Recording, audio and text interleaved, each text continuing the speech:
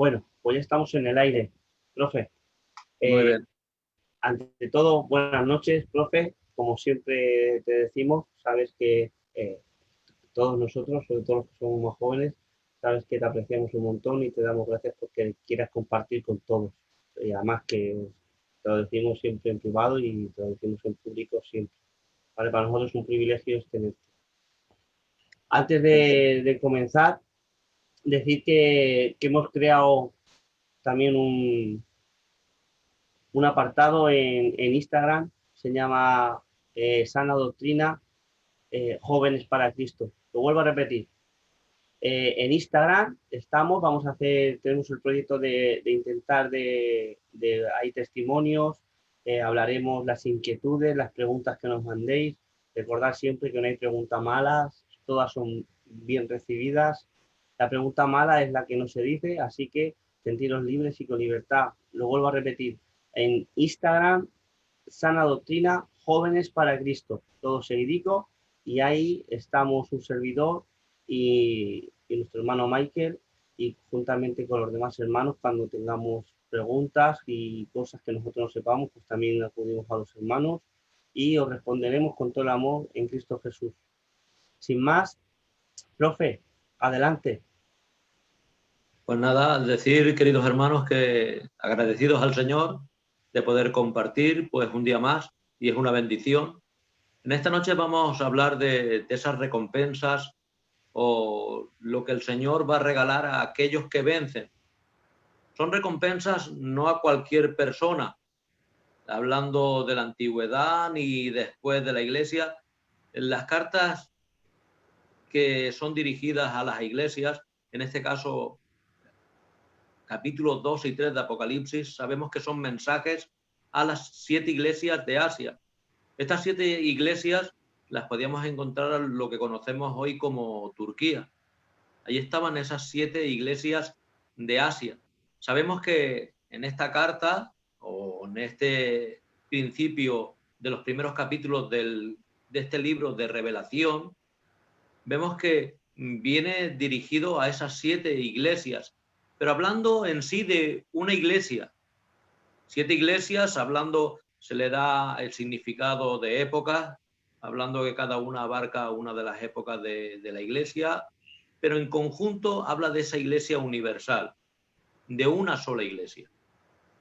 Aunque las trata por separado y está dirigida a una congregación particular y hace una introducción por parte de Jesús, una declaración en cuanto a la condición de esa iglesia, un veredicto de Jesús en cuanto a la condición de la iglesia, un mandato de Jesús para la iglesia, una exhortación general para todos los cristianos y también unos mandatos y unas exhortaciones particulares por aquello que le faltaba a cada iglesia o por lo que dejaba de desear, quitando Filadelfia, que parece que la deja un poco más ahí al margen en cuanto a exhortación.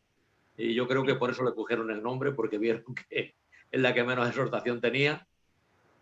Pero lo importante que a la hora de las promesas no es una promesa particular. A la hora de la promesa, de la recompensa, dice lo que el Espíritu dice no a la iglesia de Efeso, de Esmirna o de Tiatira, no. Lo que el Espíritu dice a las iglesias, dando a entender que esa recompensa para los que vencen no es para una iglesia, es para las iglesias, haciendo de ello que todas esas iglesias, las 7 iglesias, sean una. Sabemos que el número 7 también nos está hablando de completo, de algo perfecto, y a la iglesia se le llama también la paloma perfecta. Así que la iglesia está ahí y la podemos ver denominada ahí como esas 7 iglesias. Pero estas 7 iglesias componen solo una iglesia universal. Así como también hay muchas iglesias de Cristo. Y las denominaciones no quieren decir nada. No, porque cada denominación, aunque tengamos nuestros pros, nuestros contras, hay más cosas que nos unen que nos separan. Y todos los que son salvos por gracia, por medio de la fe, los que, como dice en Efesios, un Señor, una fe, un bautismo, Todos pertenecemos a una única iglesia con un solo Dios, un solo Señor, y es nuestro Cristo, aquel que nos ha comprado con su bendita sangre. Y para estos son estas recompensas. Siempre pues hablamos de lo que va a suceder en cuanto al rapto, que podemos ver en el 4:13 de Primera de Tesalonicenses, el Señor mismo con voz de mando y todo aquello que decimos. Esto sucederá después, vemos que podemos hablar después también de ese tribunal de Cristo, el bema que sucederá, donde se recibirán esas 5 coronas, que serán una bendición, pero no es el tema de hoy. Pero aquí además se nos habla de 7 promesas. 7 promesas ¿para quiénes? Para los que vencen. Y eso es lo que vamos a tratar en esta noche. Así que vamos a esa primera recompensa y dice así: el que tenga oídos oiga. Vemos que aunque el mensaje sea a la iglesia de Efeso, capítulo 2, versículo 7, dice, el que tenga oídos oiga lo que el Espíritu dice, no a la iglesia, no, sino que dice en plural, a las iglesias. Al que salga vencedor le daré derecho de comer del árbol de la vida que está en medio del paraíso de Dios, nos dice Apocalipsis 2:7. Podemos ver, queridos hermanos, que esta promesa, la cual nos dice que nos va a dar de comer de ese árbol de la vida que está en medio del paraíso de Dios. Sabemos que en el paraíso de Dios había un árbol, ¿verdad? Cuando el hombre fue puesto allí, los primeros padres, a ellos no se les prohibió en ninguna manera comer de ese árbol. Se les prohibió comer del árbol de la ciencia, del bien y del mal, pero jamás se les prohibió que comiesen de ese árbol. Pero al desobedecer y pecar, sucedió algo. Sucedió que luego hubo una prohibición de comer de ese árbol. Dice, y luego el ángel, sucedió que un ángel se revolvía con una espada de fuego, un querubín, y pasaba también que puso ángeles en el camino de ahí del árbol para que no comiesen. Y eso lo sabemos, ¿verdad? Que después de pecar ya el Señor no permitió que el hombre pudiese comer de ese árbol. ¿Por qué? Porque estaban hablando de un árbol de la vida. ¿Qué hubiese sucedido si hubiese comido de ese árbol de la vida? Que nos dice que hubiesen pasado las siguientes cosas. Hubiesen pasado que en ese momento hubiesen empezado a envejecer por causa del pecado, pero hubiesen tenido enfermedades, pero no habrían tenido muerte, por cuanto comiendo de la vida, de ese árbol de la vida, hubiesen mantenido, según se cree, la vida para siempre, una vida eterna. Entonces estamos hablando de una vida eterna, pero en cuanto a física.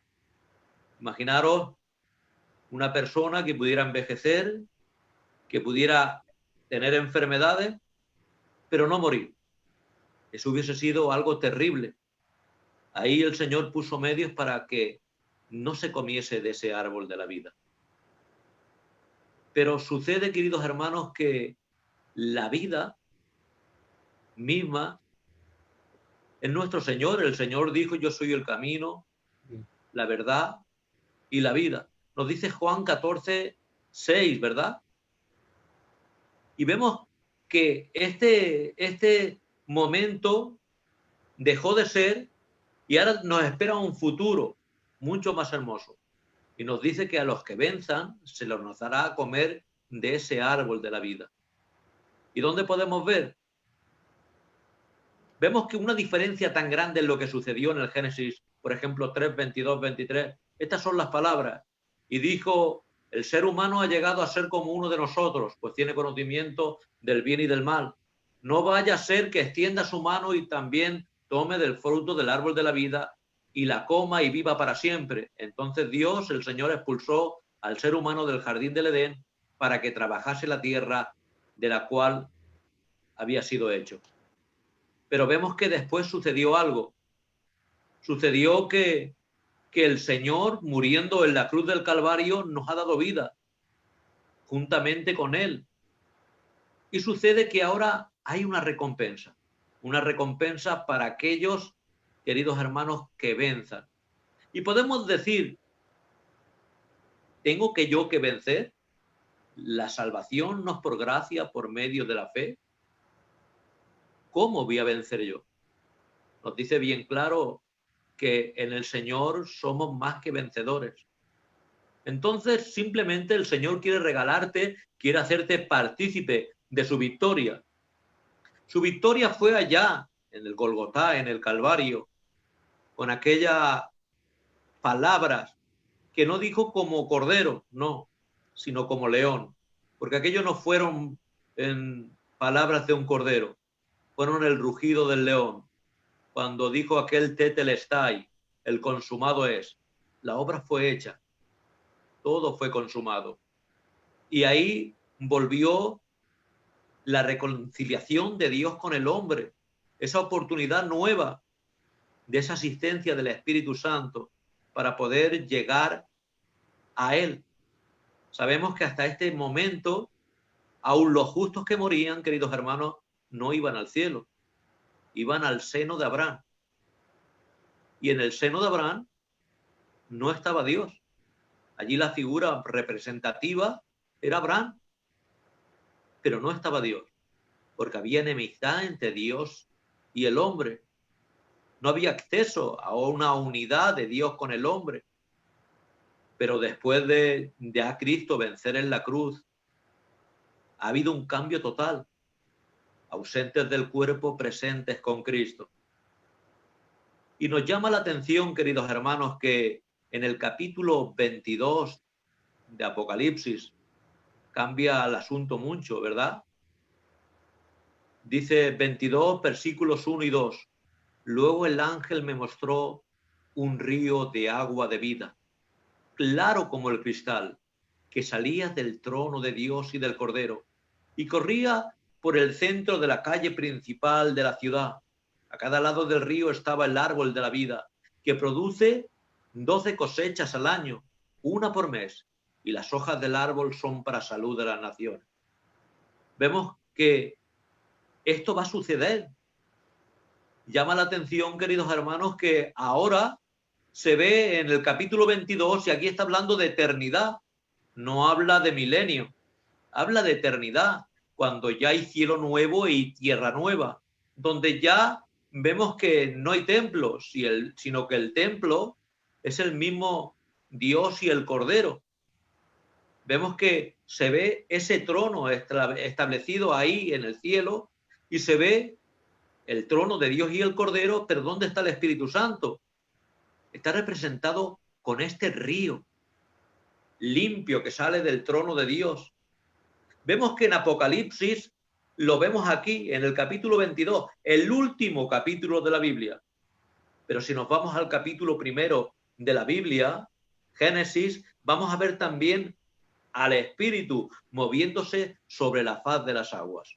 Así que vemos al Espíritu sobre la faz de las aguas en el capítulo 1 de Apocalipsis, y en el último capítulo, en el capítulo 1 de Génesis, y en el último capítulo de la Biblia, en el 22 de Apocalipsis, lo vemos también representando ese río. Y de él sale a sus veredas el árbol de la vida, que produce no 12 frutos, aquí está mejor traducido, 12 cosechas. Es decir, es el mismo fruto, pero hace 12 cosechas. Es decir, una cosecha cada mes. No falta cosecha. Sabemos que las cosechas no son normales que haya una cosecha cada mes. Aquí está hablando de algo. Aunque aquí ya no habrá tiempo porque será algo atemporal. Pero para darnos luz, hablando a nuestra mente humana, pues nos habla de 12 cosechas, es decir, no va a faltar nunca fruto en el árbol. ¿Y para quién es este fruto? Para los que vencen. ¿Y para quién es el mensaje? Para las iglesias. Entonces, ¿para quién es este fruto? Es para la iglesia. Para las naciones, queridos hermanos, no es el fruto. Aquí nos habla de algo, las hojas. Entonces podemos decir, ¿es necesario que se coma del árbol de la vida para tener vida y que se tenga que comer de las hojas del árbol para tener salud? Aquí lo que está haciendo es ratificar que en aquel lugar ya no hay más muerte y ya no hay más enfermedad, porque hay un sustento, hay un sustentador, y es la misma vida de Dios. Nos ha hecho partícipes de la naturaleza divina, y siendo partícipes de la naturaleza divina nos ha dado vida eterna, y ya no hay más enfermedad, ya no hay más dolencia. Eso es lo que va a suceder en ese tiempo. Así que merece la pena, queridos hermanos, luchar. Pero la forma nuestra de luchar es permaneciendo en Dios, estando en Cristo. Como dice el capítulo 8 de Romanos, ninguna condenación hay para los que están en Cristo Jesús. Vamos a estar con Él. Con Él lo vamos a poder todo, todo. Pero como decía el Señor, separados de mí, nada podéis hacer. Amén. ¿Verdad? Qué diferencia, ¿verdad? ¿Verdad? Decía Pablo, Filipenses 4:13, todo lo puedo en Cristo que me fortalece. Pero ahora Cristo dice, separados de mí, nada podéis hacer. Profe, así que nos conviene, ¿verdad?, estar con Él. muy bien. Nos conviene vencer, y ya hemos dicho que no hace falta que seas tú el que luche y el que te pongas ahí, no. Dice Santiago 4:7, si no me equivoco. Profe, le estás quitando la gloria al hombre, de él de vencer, de ser el campeón. A ver, somos salvos por gracia, por medio de la fe. Así que el hombre por sí mismo no está cualificado para tener buenas obras. En cuanto a cara con Dios, podemos tener buenas obras en condición de hombre, yo contigo, y que me puedes decir humanamente, pues es buena persona o buena gente, pero delante de Dios, aquella persona que no ha sido regenerada, nuestras mejores obras son como trapos de inmundicia. Profe, eso déjalo, que ahora después lo anunciaré, que va a haber un súper programón, os lo recomiendo a las 40 personas que estáis ahí. Va a estar el profe, va a estar José de Valladolid y va a estar José también, el argentino. Los tres Josés hablándonos de la depravación total. Os lo recomiendo totalmente a todos.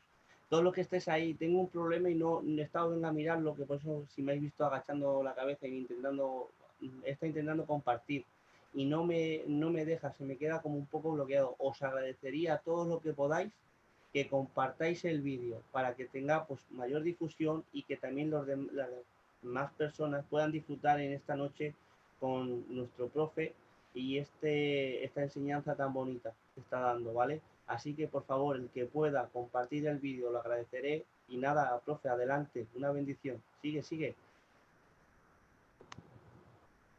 Bien, vamos a la segunda promesa, y ahora nos iríamos dejamos la iglesia de Efeso para irnos a la iglesia de Esmirna. Y dice en el versículo 11, el que tiene oído oiga lo que el Espíritu dice a las iglesias. El que venciere no sufrirá daño de la segunda muerte. Podemos decir, queridos hermanos, que ¿qué es la segunda muerte? Porque cuando el hombre pecó, sucedió algo. El Señor les dijo antes de que pecasen que el día que comiesen del árbol, ciertamente morirían.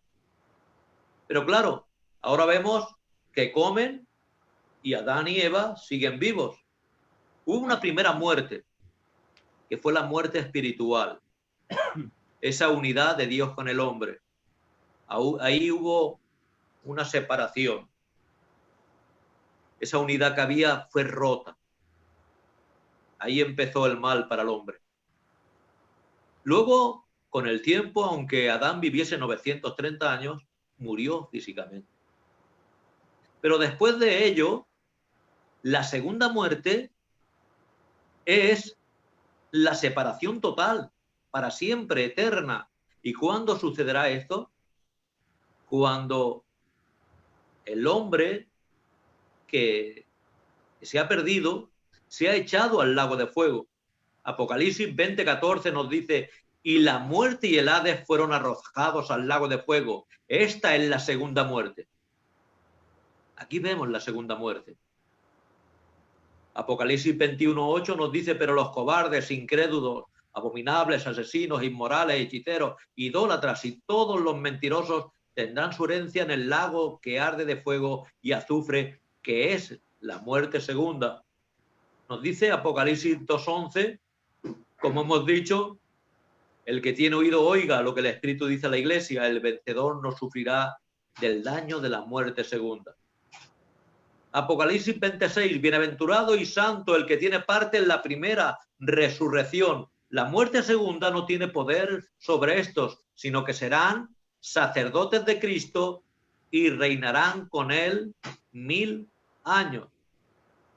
Así que los que no tienen parte en esta muerte segunda, sino que tienen parte en la primera resurrección, tienen un plus, sino que van a ser sacerdotes y van a reinar con Cristo, pero no poco tiempo, 1000 años, hablando de este milenio, pero esto es solo un proceso, porque luego comenzará después del milenio lo que conocemos como la eternidad, y ahí ya no habrá tiempo, habrá cielo nuevo, tierra nueva, así que será todo renovado de una manera tremenda, no renovado porque se ha arreglado un poco como pasará para el milenio, no estamos hablando de una renovación, sino estamos hablando de cielo nuevo y tierra nueva. Será todo cambiado totalmente.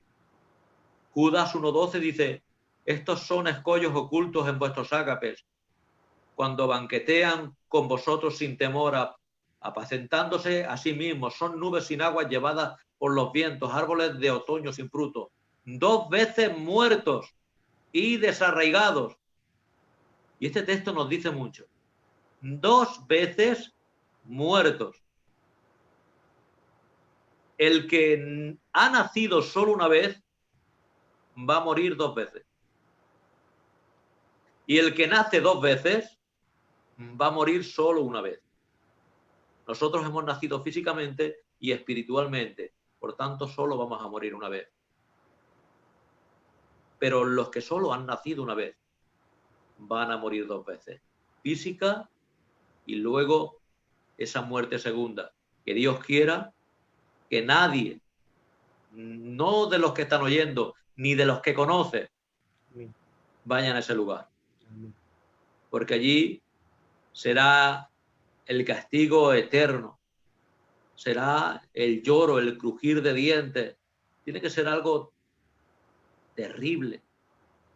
Habla el capítulo 20 de Apocalipsis que serán levantados, pero como nos especifica Daniel 12:2, unos para vida, hablando de la primera resurrección, pero otros ¿para qué?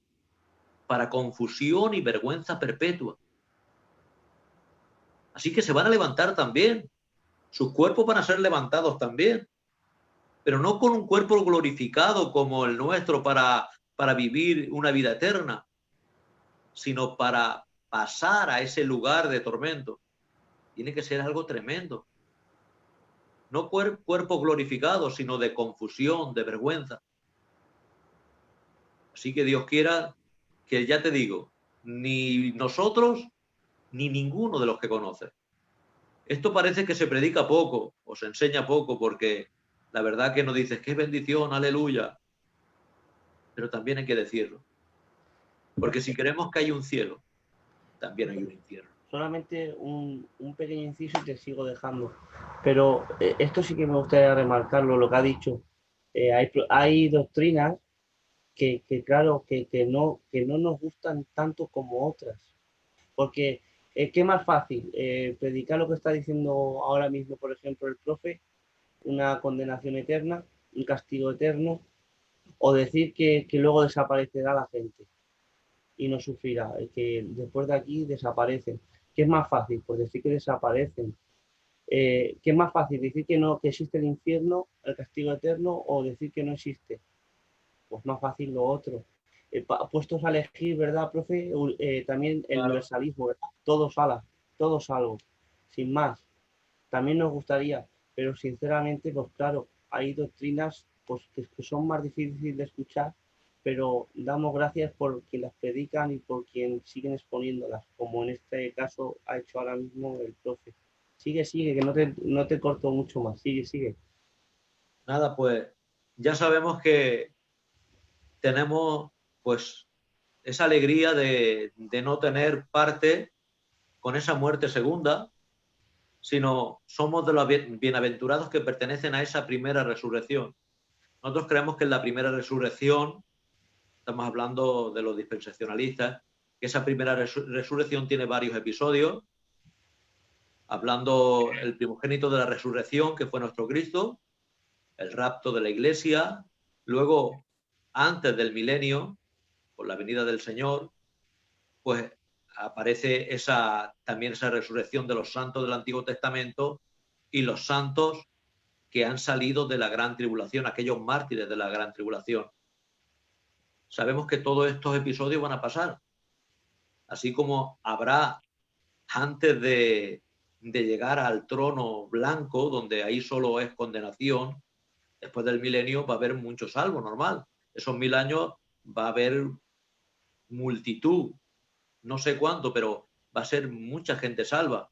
¿Dónde está esa resurrección? Se supone que va a ser también algo parecido al rapto, una transformación de los salvos, porque ahí no vemos resurrección. No se habla, por lo menos, pero se induce o se intuye que sucederá, porque solo aparece después la condenación en el juicio del trono blanco.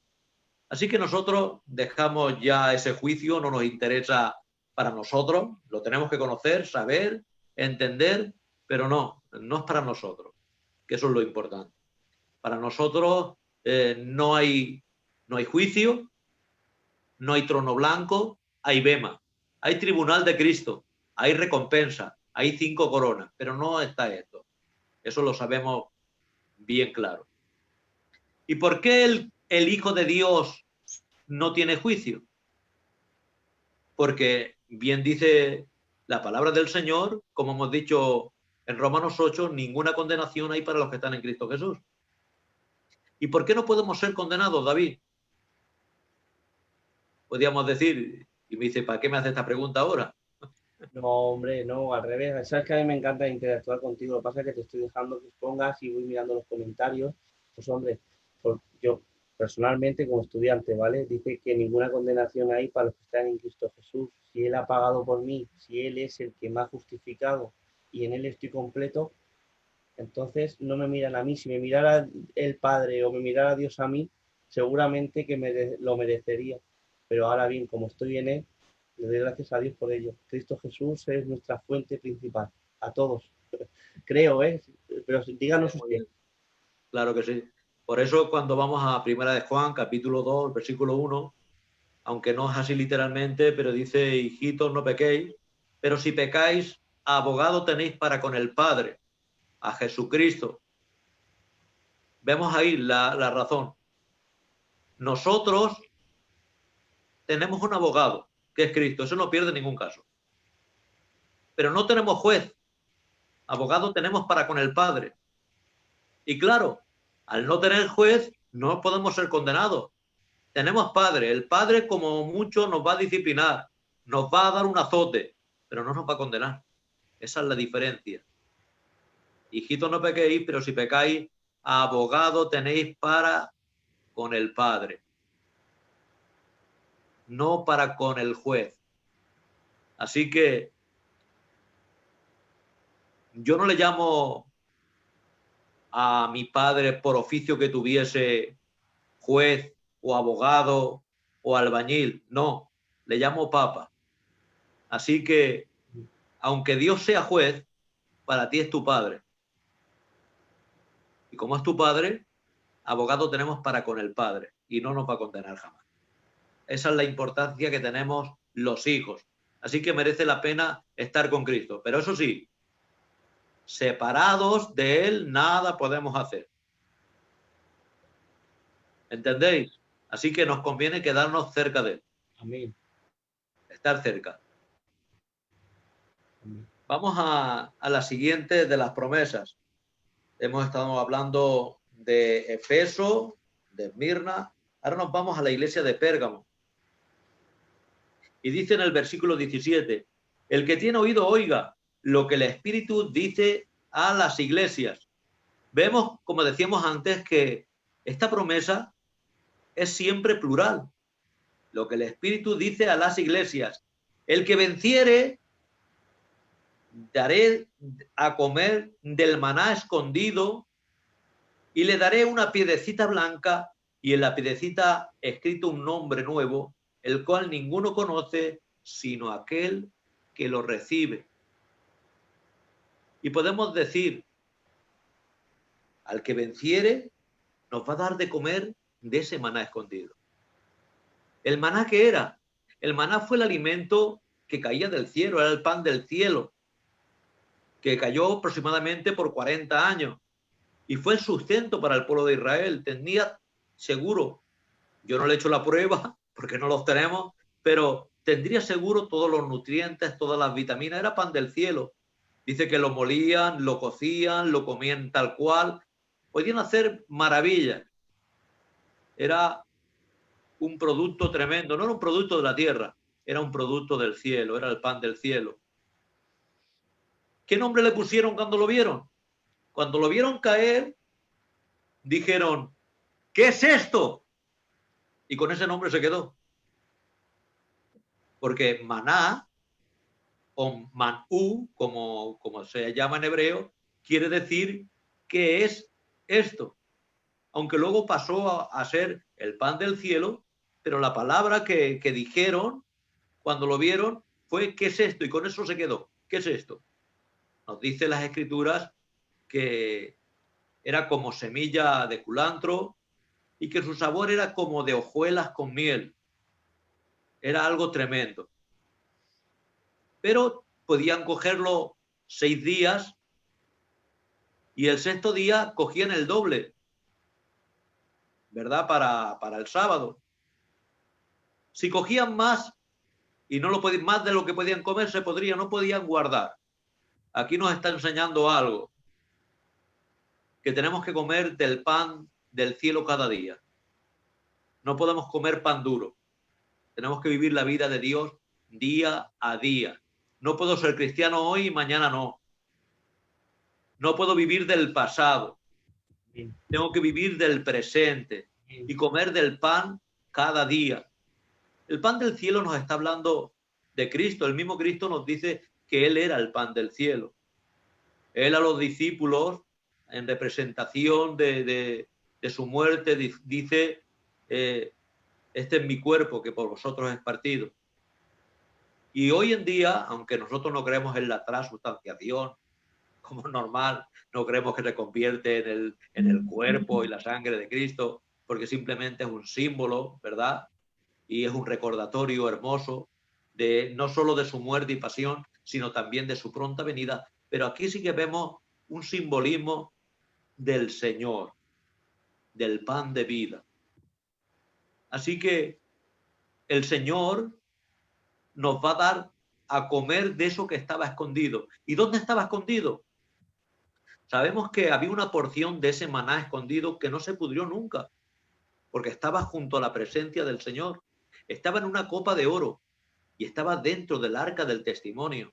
Esa arca que estaba no en el atrio ni en el lugar santo, sino en el lugar santísimo. Ahí estaba la vara de Aarón reverdecida, estaba también los 10 mandamientos y una copa de oro con el maná.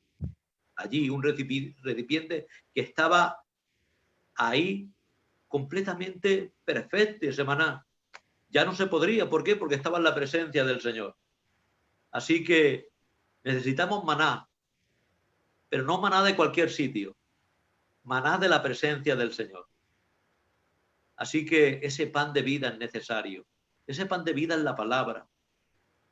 La palabra es la que produce fe en nuestras vidas. Y sin fe es imposible agradar a Dios. Sin fe nos perdemos. Sin fe no llegamos ni a la vuelta de la esquina. No. Es verdad que necesitamos fe. Una vez le preguntaba, y le voy a preguntar al hermano David, y le podía decir, David, ¿qué coche tienes? Sí, se va a enterar la gente de qué coche tienes. Que tienes buen coche, seguro. Ahora mismo ninguno, los tengo los dos rotos, pero gloria a Dios. Tienes los dos rotos, ¿no? Pero tengo un... Tenía un C, un 220, les preocupé. Vaya, hombre. Y tú con ese coche podías asegurar que podías hacer un viaje hasta París y llegar bien. Yo creía que sí. Tú creías que sí. ¿Ves? Pues eso es tener fe. De que tú creas que sí. Hay otros que le he preguntado alguna vez y le he dicho, ¿qué coche tienes? Tal coche. Y le he dicho, ¿tú crees que con tu coche llegaría no a París, a Barcelona, desde aquí de Valencia? Y me ha dicho, yo creo que no.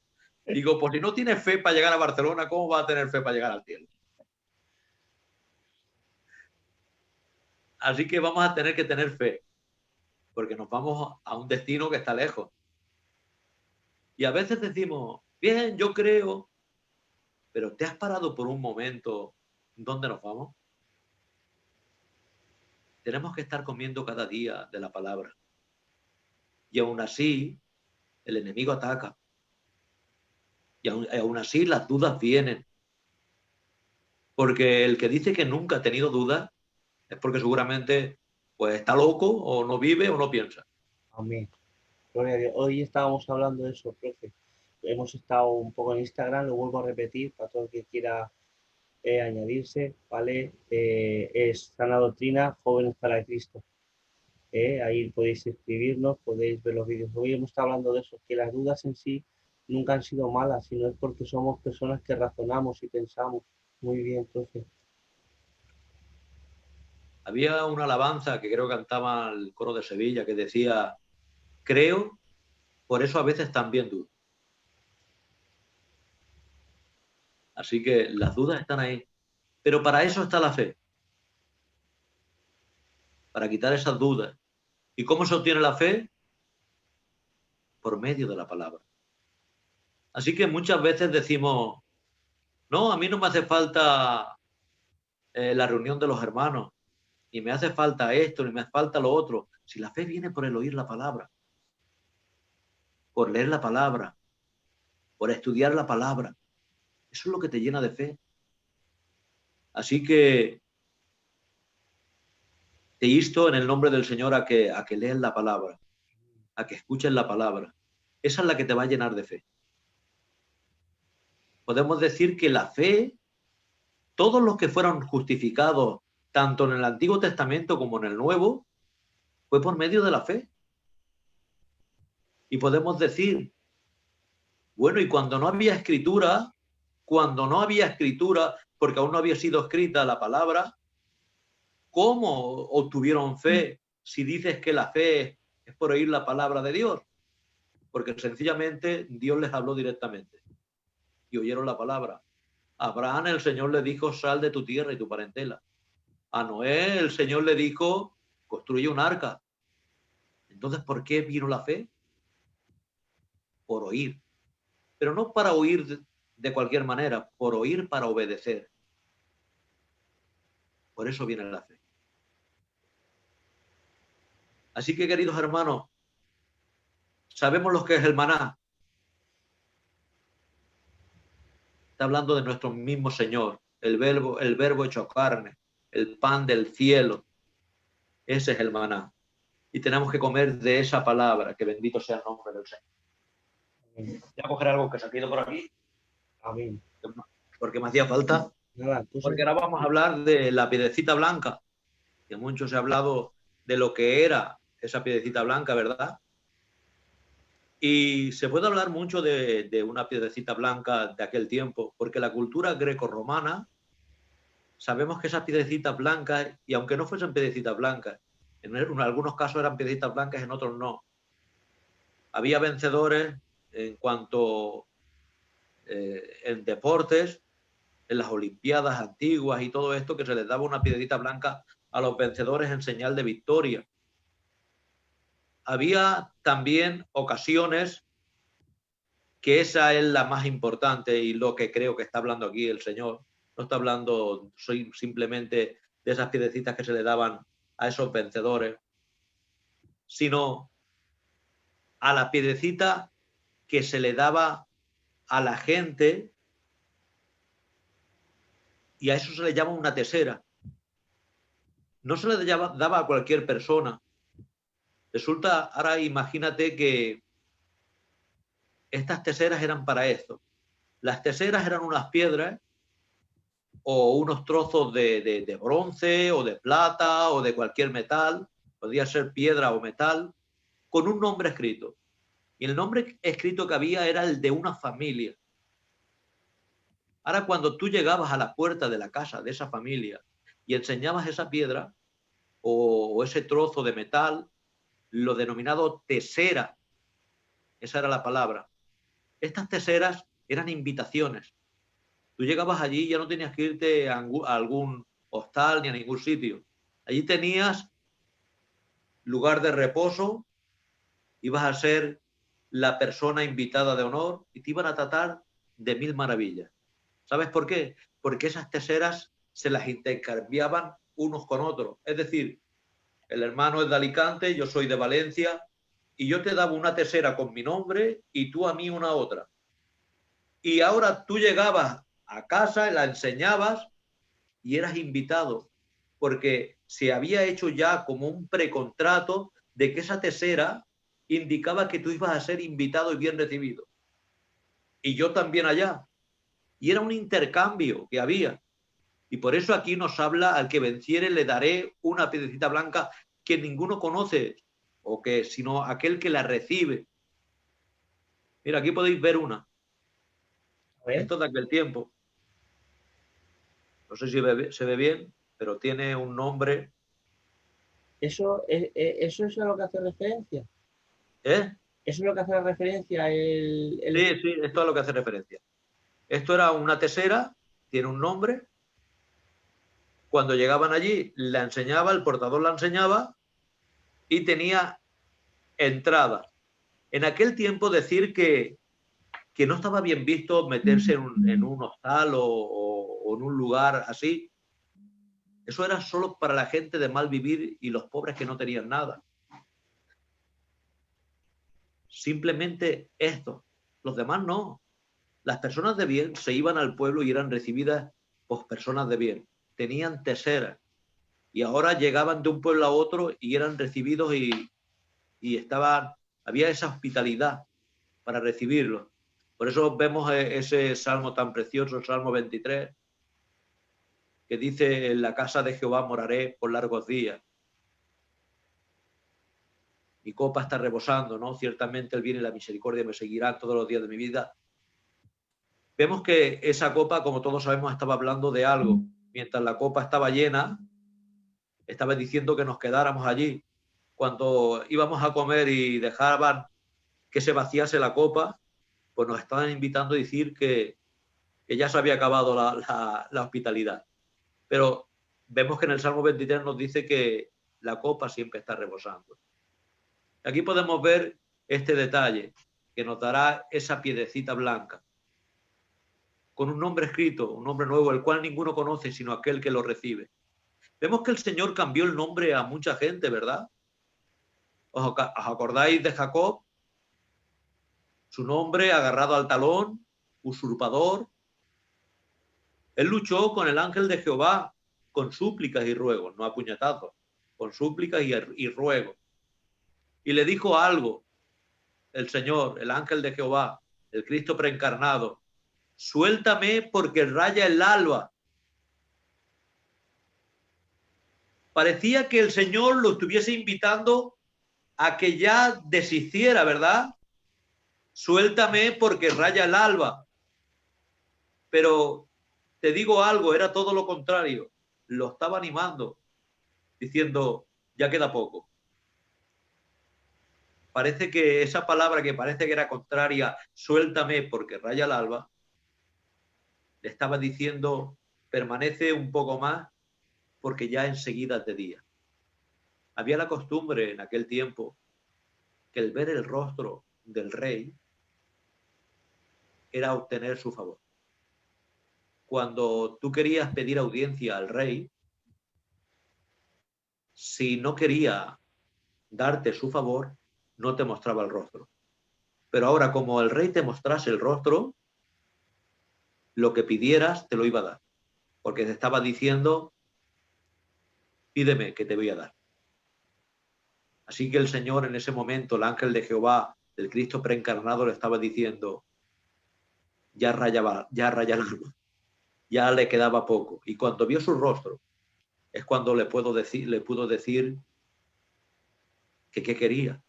Y él estaba ya cansado de llamarse el usurpador, el agarrado al talón, y fue cambiado por Israel, el que lucha con Dios y con el hombre. Príncipe de Israel, ese príncipe de Jehová. Podemos ver también que ha habido varios cambios de nombre. A Pedro también le cambió el nombre, ¿verdad? Se llamaba Simón, le puso Pedro. Como esa aquí vemos una piedrecita blanca y mira que justo que a él le llama piedra, ¿verdad? Vemos también que Saulo, que era un nombre del primer rey de Israel, Saúl, que quiere decir deseado. Ahora lo vemos cambiado por Paulo, que quiere decir pequeño.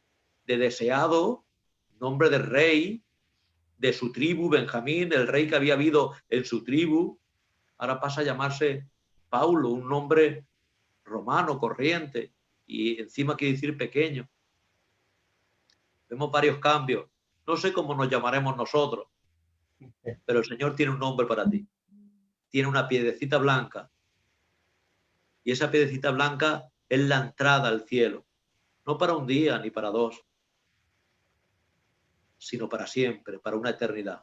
Así que merece la pena, ¿verdad? Sí. Claro que merece la pena. ¿Qué nos dice David? No, hombre, estoy escuchándote y claro que merece la pena, ¿verdad? Estar con el Señor si es ahora que no lo vemos, porque no lo vemos. Yo lo digo por mí, yo no lo veo, pero sí que es verdad que lo siento, sí que puedo decir que he tenido un encuentro con Él y está uno enamorado de Él y si vale la pena todo es porque estás con Él, pues cuanto más estar con Él para siempre, la eternidad. Yo creo que todo hijo de Dios añoramos eso. Claro que sí. Gloria al Señor. Vamos al otro mensaje, al siguiente. Estamos hablando del 2:17 y ahora nos vamos al mensaje de Tiatira y nos vamos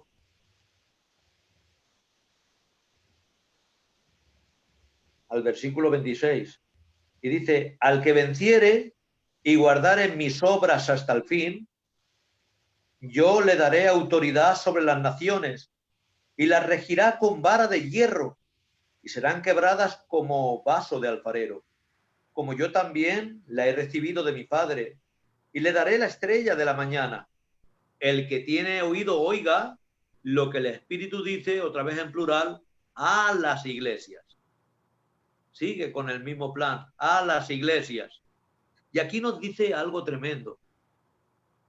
Al que venciere, nos dará ¿qué? Nos dará autoridad. ¿Autoridad para qué? Para regir con vara de hierro. Hemos dicho antes que aquel que no tuviese parte en la segunda muerte, los que tienen parte en esa primera resurrección, nos va a hacer un reino de sacerdotes.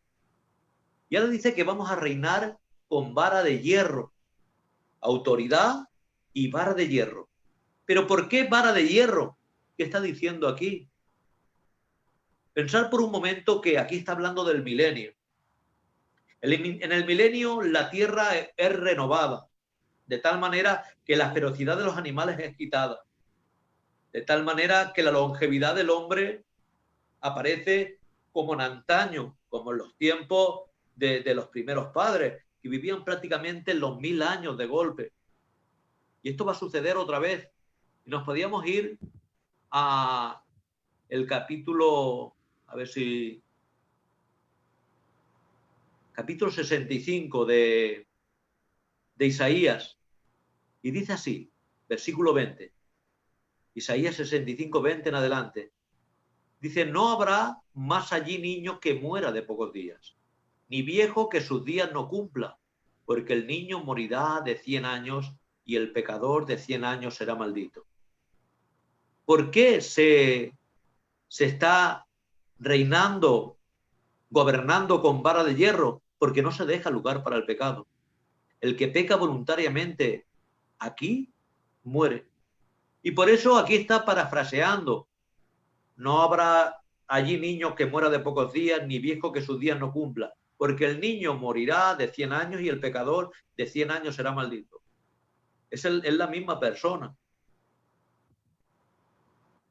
Aquel que no cumple muchos años, que muere con 100 años, en un tiempo donde los que no pequen vivirán los 1000 años de golpe, es por causa del pecado.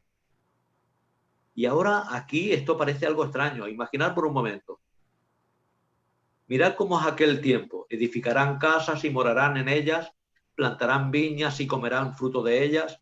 No edificarán para que otro habite, ni plantarán para que otro coma, porque según los días de los árboles serán los días de mi pueblo. ¿Cuánto dura un árbol? Son milenarios. Por eso el tiempo del hombre en aquel tiempo será, a no ser por pecado, vivirán el tiempo completo. Por eso hablábamos de esa resurrección que será una especie de transformación para los salvos, porque no morirán. Solo mueren los que van a ser condenados.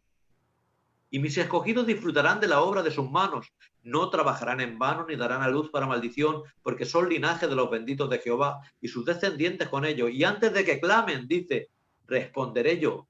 Mientras aún hablan, yo habré oído. Y dice, y el lobo y el cordero apacentarán juntos, y el león comerá paja como con el buey, y el polvo será alimento de la serpiente, no afligirán ni harán mal en todo mi santo monte, dice Jehová. Así que en este lugar donde sabemos que Satanás está atado, por tanto, no hay tentación externa. Simplemente el que peca, peca voluntariamente. Cristo es el Rey. Sabemos que está llena la tierra de su gloria. Está allí presente con nosotros. La iglesia es un reino de sacerdotes. Allí estarán también los patriarcas. Será un tiempo tremendo. Y ahora digo yo, muchas veces se habla, y aquí no quiero ir contra nadie, el que lo crea, pues gloria a Dios por ello, pero voy a decir algo. Mucho se dice que uno no se puede perder. Que el salvo, porque se dice mucho, que el salvo, el verdadero salvo, pues no se puede perder. Y ahora que me expliquen a mí cómo que reinando Cristo, estando Satanás atado, siendo la tierra renovada, jugando el niño con el león, aún hay gente que se pierde. Que me lo expliquen. Así que vamos a tener cuidado. Gloria al Señor si crees que tú has aceptado al Señor y que nada, el Señor te va a guardar para siempre. Si lo crees, gloria a Dios por ello. Ya te digo que no se trata de eso. Simplemente es decirte esa inquietud que cómo es posible, ¿verdad? Que aún se pierdan en este tiempo. Pues así es. Así que sucede, querido hermano, que por eso se va a juzgar, vamos a tener autoridad, vamos a reinar con vara de hierro, porque no se va a dejar lugar para el pecado. Está Cristo reinando. ¿Cómo va a dejar lugar para el pecado? No está Satanás, como hemos dicho. Pero además dice algo más, ¿verdad? La regirá con vara de hierro y serán quebradas como vaso de alfarero, dice, como yo también he recibido de mi Padre. Y dice, y le daré la estrella de la mañana. Aquí cuando habla de la estrella de la mañana está hablando de que se nos va a dar una autoridad, pero con luz, con sabiduría, con conocimiento. Vamos a tener un cuerpo glorificado. Por tanto, vamos a tener de Dios. Y vamos a tener una autoridad con conocimiento y sabiduría de Dios. ¿Sabes que una estrella tiene luz propia? La Tierra no tiene luz propia. La Luna, aunque la veamos iluminada por la noche, no tiene luz propia. Es reflejo del Sol. Pero las estrellas tienen luz propia. Y dice que nos dará la estrella de la mañana. Hablando de que nos va a dar autoridad con conocimiento. Y el conocimiento viene con la palabra. Vamos a ser ese reino sacerdotal en el milenio, que bendito sea el nombre del Señor. Vamos a ir a la siguiente promesa y es la iglesia de Sardis. Y dice así, el que venciere será vestido de vestiduras blancas y no borraré su nombre del libro de la vida. Y confesaré su nombre delante de mi Padre y delante de los ángeles. El que tiene oído, oiga lo que el Espíritu dice a las iglesias. Aquí nos habla de vestiduras blancas, hablando de santidad, de pureza. Bienaventurado el que vela y guarda sus ropas. Así que vamos a guardarnos. Vamos a guardarnos sencillamente. El Señor nos lo ha regalado todo. Lo ha regalado todo, pero vamos a guardarnos. Cierta vez dijo Jesús, no deis las perlas a los cerdos, ni los santos a los perros. Y podemos decir, ¿y qué quiere decir el Señor con eso? Vamos a guardar nuestro testimonio. Vamos a guardar lo que Dios nos ha dado.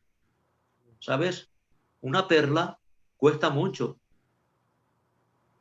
Todos sabemos cómo se produce una perla, ¿verdad? Cómo se crea. Se crea por medio del dolor. Dentro de una ostra entra una piedrecita pequeña y su carne es débil. Y ante esa llaga empieza a segregar nácar, a cubrir esa pequeña piedra. Y el dolor hace producir una perla. Pues imagínate ahora que el Señor dice que no des las perlas a los cerdos. Los cerdos eran animales inmundos para los judíos, ¿verdad? Pues no des a lo inmundo ese testimonio que te ha costado tanto tiempo, que no es de 2 días. El testimonio que te has labrado en toda tu vida, lo puedes echar a perder en un momento.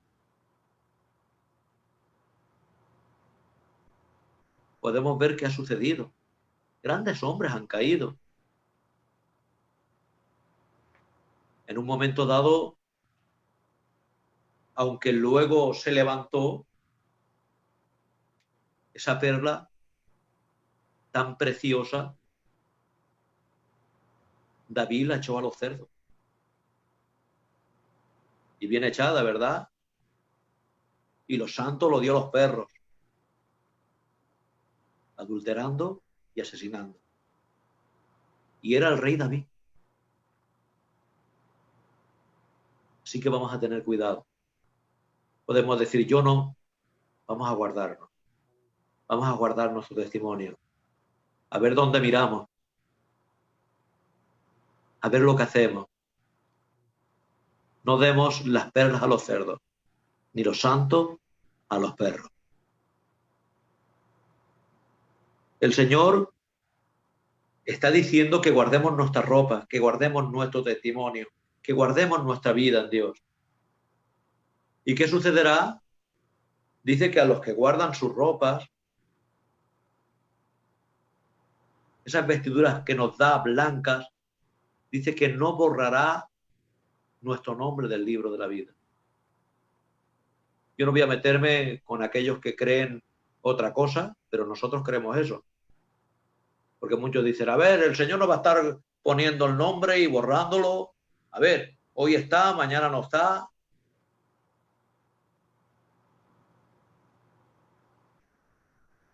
Y te puedo decir que yo no sé cómo será, pero el Señor no hace falta que escriba o no escriba. Ya tiene los ángeles para que hagan el trabajo.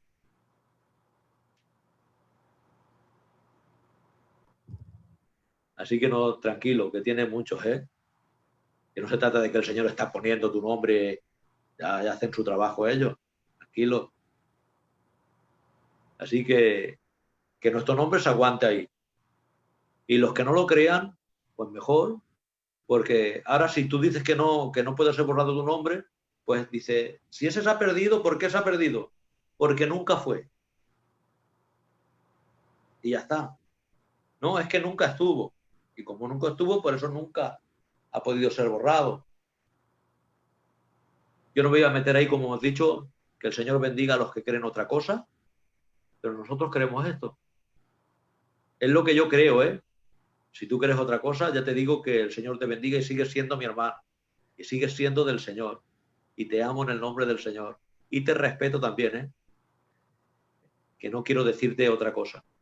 Pero Que nombre cada uno, cuando vais a exponer, cada uno exponéis pues lo que más... claro que sí, cada uno puede tener su creencia. Estamos hablando de no una doctrina fundamental, sino periférica.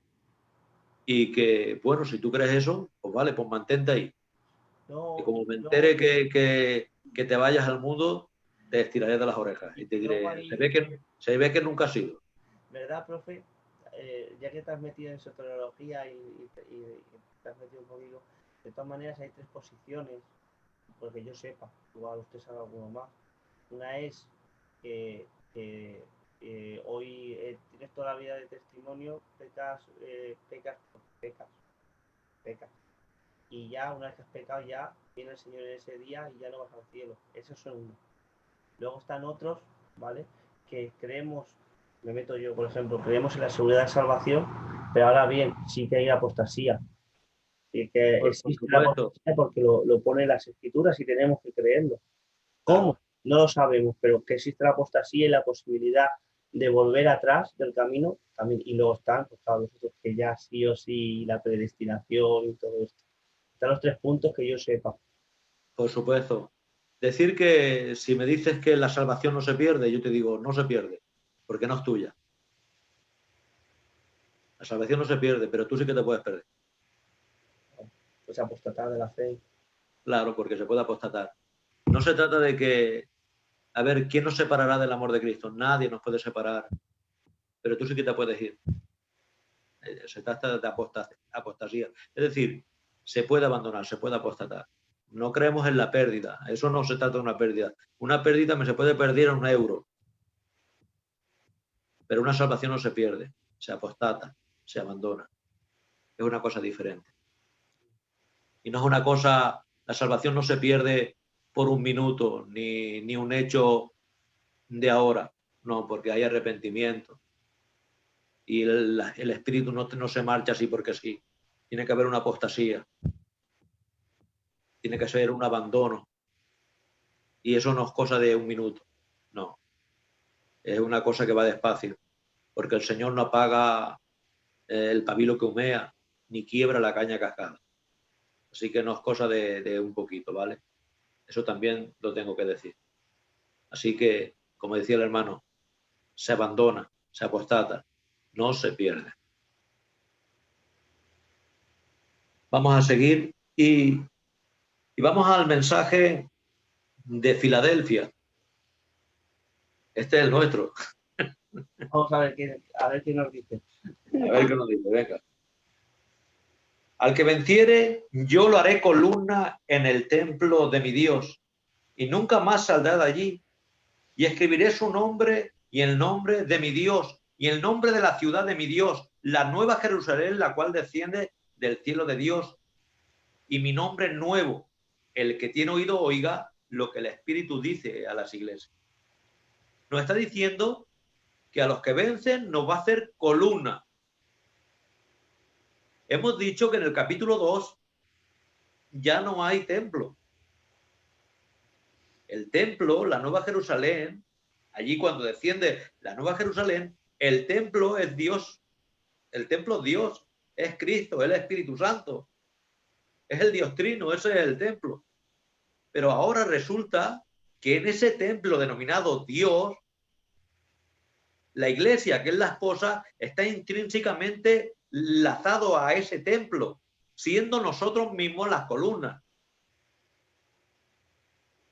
Vemos que Israel, las tribus, las vemos un poco más exterior. Las vemos en la muralla. Cada una de esas puertas tiene Rubén, Simeón, Judá, Isaacar, Zabulón, Dan, Gad, Aser, Neftalí, Efraín, Manasés, Benjamín. Están todas las tribus alrededor. ¿Pero dónde están las puertas? Esas 12 puertas están en la muralla. Pero el templo, que está en el centro, allí está la iglesia. Y son las columnas. Algo hermoso podía ver justamente aquí, esto lo escribe el apóstol Juan, que era el pastor de ¿qué iglesia? De Efeso. ¿Y qué había en Efeso? Una de las 7 maravillas del mundo. ¿Cuál era? El templo de Artemisa o de Diana de los Efesos, ¿verdad? Dice que cuando pasó por allí Antipatro de Sidón, dijo estas palabras que dejó escritas. Dice, he posado mis ojos sobre la muralla de la dulce Babilonia. Decía que había visto la muralla de Babilonia, que era los jardines colgantes de Babilonia, eran una de las 7 maravillas del mundo. Y es una calzada para carruajes. Y dice, y la estatua de Zeus de los Alfeos, que era otra de las maravillas. Los jardines colgantes, el coloso, ese de Rodas, que también era una de las maravillas, y la enorme obra del Aldas y las pirámides, que eran otra maravilla, y la vasta tumba de Mausoulo en Halicarnaso, que era otra de las maravillas. Pero dice Antipatro de Sidón, pero cuando vi la casa de Artemisa, allí encaramada en las nubes, esos otros mármoles perdieron su brillo.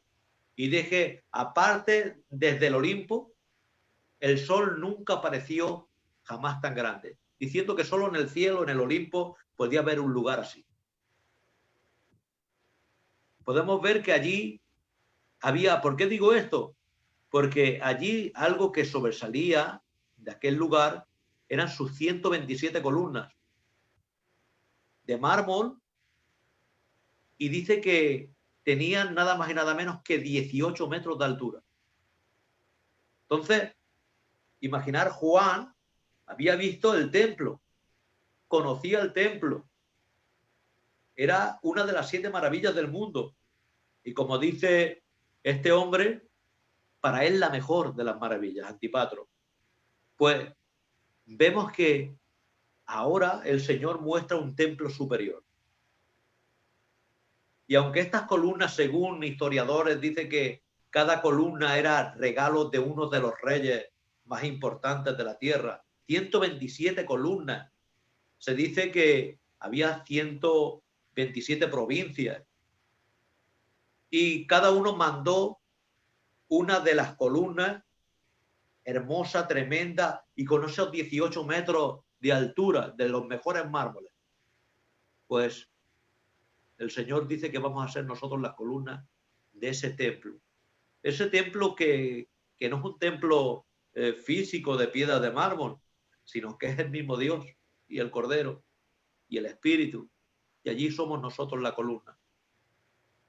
Hablando de columnas, no estamos hablando de un tabique o de una losa del suelo. Hablando de columnas, se está hablando, queridos hermanos, de algo importante. Cuando tú quitas una columna de un lugar, se viene abajo. Así que la importancia de lo que le dice a la iglesia de Filadelfia. Nos hará columna del templo y nos habla de algo más. Y nunca más saldrá de allí. Por eso dice que las naciones, las puertas están abiertas y saldrán y entrarán, pero la iglesia va a estar allí permanentemente, hablando de la eternidad. Ya lo prometió el Señor y dijo, y si me fuere y os prepararé el lugar, vendré otra vez y os tomaré a mí mismo, para que donde yo estoy, vosotros también estéis. Eso nos dice Juan 14. Así que ahí se cumple. Vamos a estar con Él. Además nos dice que el nombre de Dios y el nombre de la ciudad de mi Dios, la nueva Jerusalén, la cual desciende del cielo de mi Dios, y mi nombre nuevo. Aquí se habla del nombre nuevo que nos ha dado y ahora somos columna. Y como sigue diciendo siempre, lo que el Espíritu dice no solo a Filadelfia, a las iglesias, a las 7 iglesias, a la iglesia perfecta, a la iglesia completa. Y vamos al último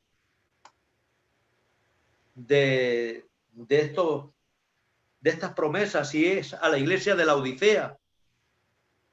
Y dice, al que venciere le daré que se siente conmigo en mi trono, así como yo he vencido y me he sentado con mi Padre en su trono. El que tiene oído, oiga lo que el Espíritu dice a las iglesias. Es la última de las promesas, pero no por ser la última, deja de ser un poco más baja que las demás. No.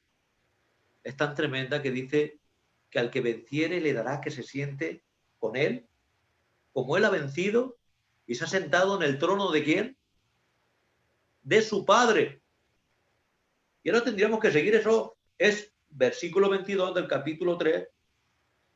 Y ahora la Biblia, sabemos que los capítulos no están puestos originalmente, es algo que se ha puesto después, ni los versículos. Tendríamos que seguir leyendo. Y ahora dice, después de esto miré, ¿después de qué?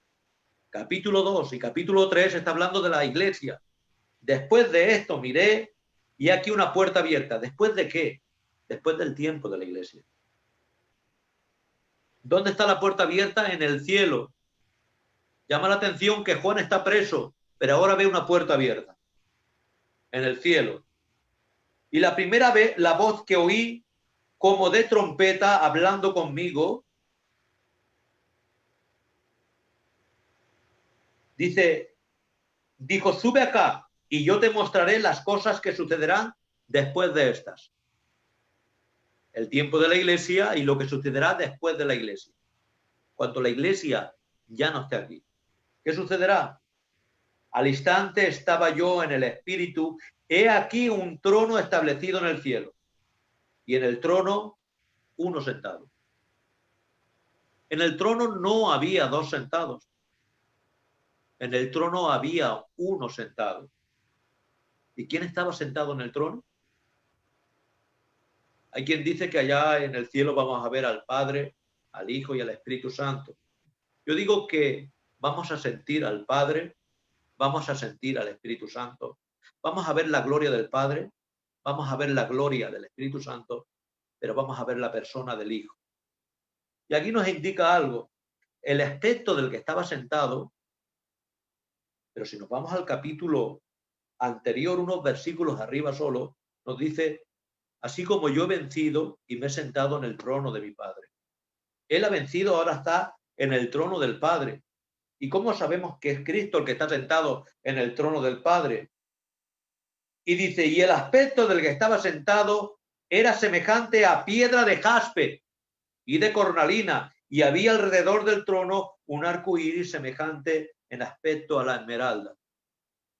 Ese es el aspecto del que está sentado en el trono. Jaspe, cornalina y esmeralda. Y ahora nos vamos al pectoral del sumo sacerdote.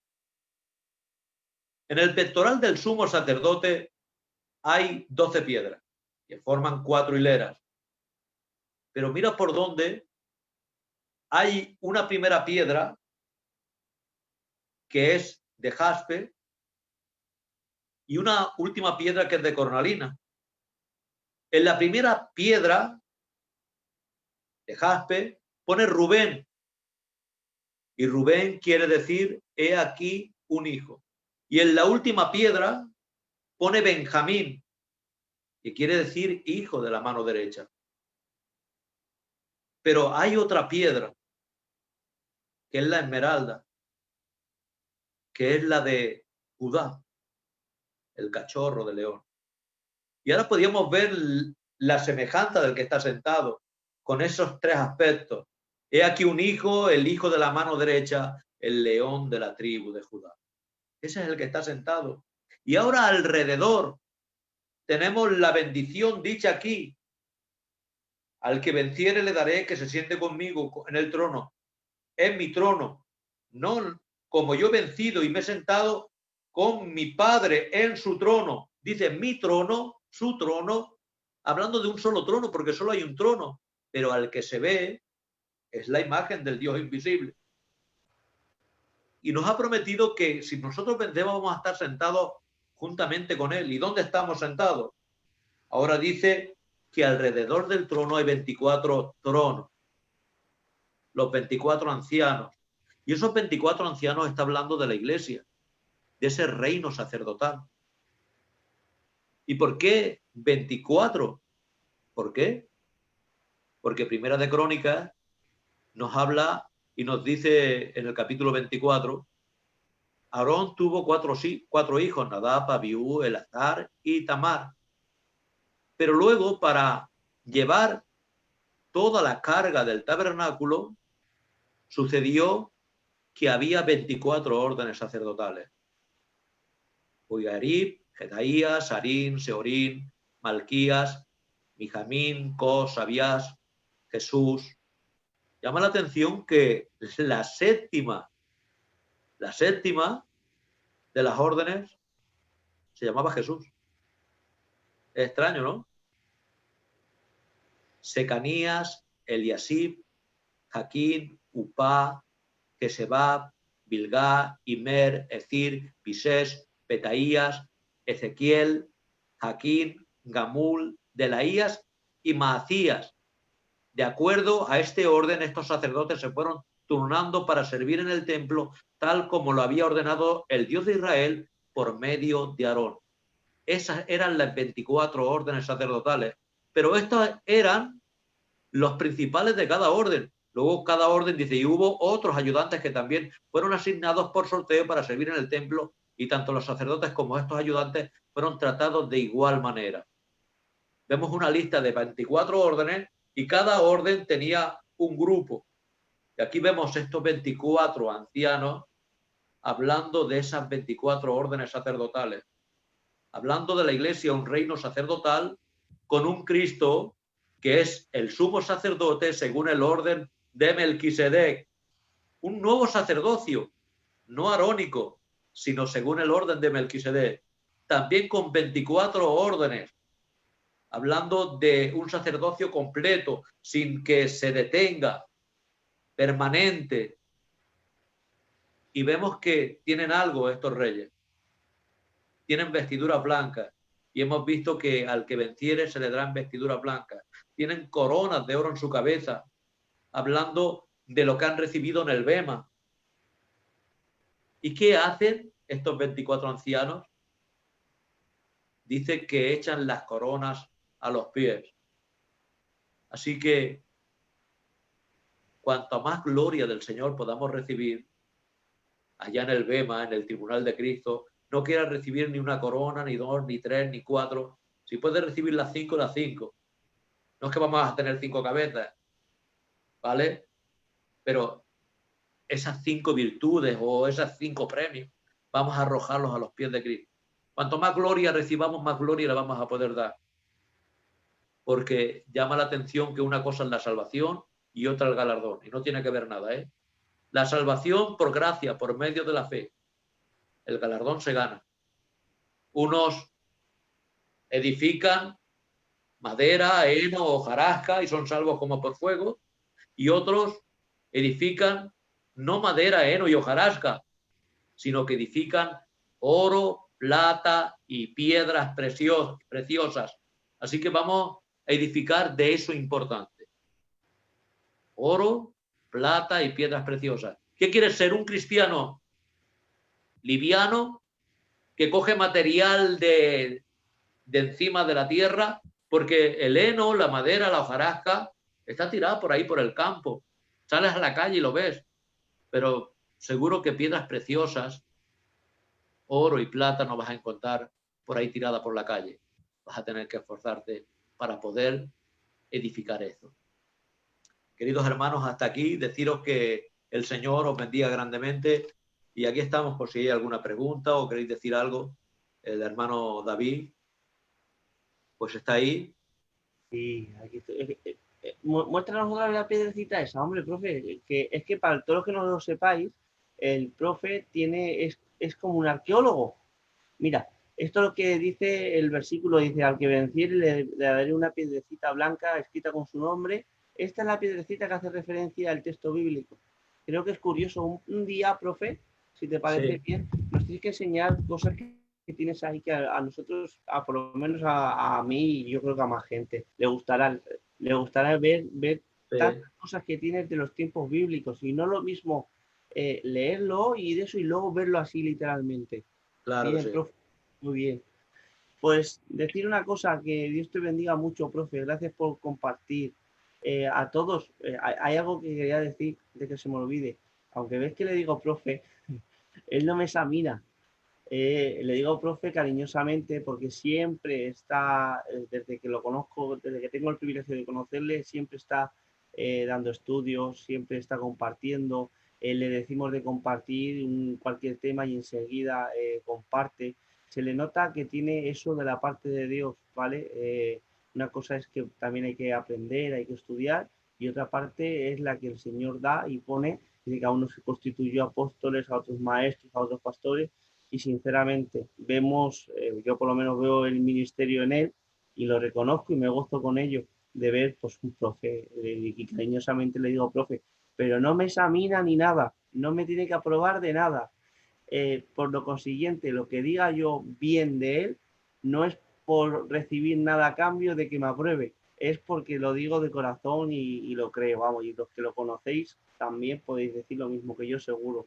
Además había por aquí hermanos diciendo que dice este hombre es una bendición y han empezado a decir algunos hermanos. Hay una hermana que por lo visto tiene algunos problemicas personales, nos ha dicho que, pues eso, que oráramos. ¿Qué te parece, profe? Por supuesto, si hay que orar, oramos, Sí, porque eso también es necesario. Tenemos sí, que orar por nuestros hermanos, claro que sí. ya se llama, te voy a poner por aquí, Irene, Irene Rubio. De todas maneras, decir que mañana está con nosotros Chino y su mujer Malena cantando alabanzas y luego también predicará y nos traerá un buen tema, precioso tema, el hermano de, de Extremadura, el oro de Extremadura. Y creo que va a ser una bendición también. No perderse. De todas maneras, por favor, poneros en la página, ¿vale? Sana Doctrina, suscribiros, poner seguir y una vez que lo pongáis seguir, todos los directos que salgan ya os lo notifica directamente y no tenéis que estar ni buscando o algunos hermanos me han dicho avísame, con tal que le pongáis seguir, ya cada vez que imitamos en directo os salta un aviso. Pues bueno, profe, ¿qué te parece si oramos por la hermana que parece estar cargada? Que Dios la bendiga mucho ¿Por algo en especial o...? por su casa, por su matrimonio y De acuerdo. Amado Dios y Padre Celestial, en esta hora, Señor, rogamos, pedimos al trono de tu gracia con nuestra hermana Irene, Señor, para que tú bendigas su hogar, Señor, bendigas su familia, su matrimonio. Amado Dios y Padre Celestial, en tus manos ponemos todas las cosas, Señor, sabiendo que en ti están seguras, Señor, protegidas, guardadas, Señor, como con nadie, Padre mío. Rogamos por las ternuras de tu gracia, Señor, que traiga, Señor, un renuevo a su vida, a la vida de su esposo, a su casa, a su familia, Señor, y que puedan sentir tu gracia, tu paz, tu bendición en el bendito nombre de tu Hijo amado Jesucristo. Amén. Toda la gloria para ti, Señor. Amén. Amén y amén. Es decir, hermana y los hermanos, creo que había alguno más que pedía oración. Hay algo que siempre repito mucho, ¿vale? Mi iglesia local, es muy importante. Nosotros, por supuesto, para nosotros es una bendición poder orar por los demás, es una bendición de Dios poder hacerlo. Mira lo que le ha costado al profe enseguida.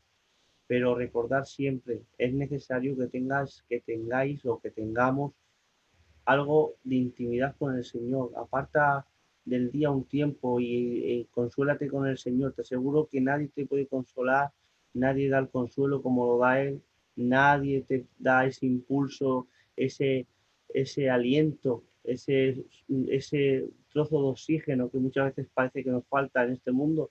Él es el que te lo da en ese momento de intimidad, de oración con Él. Yo sé que es algo pues, muy sencillo, que siempre se dice, pero es que es algo de verdad que funciona.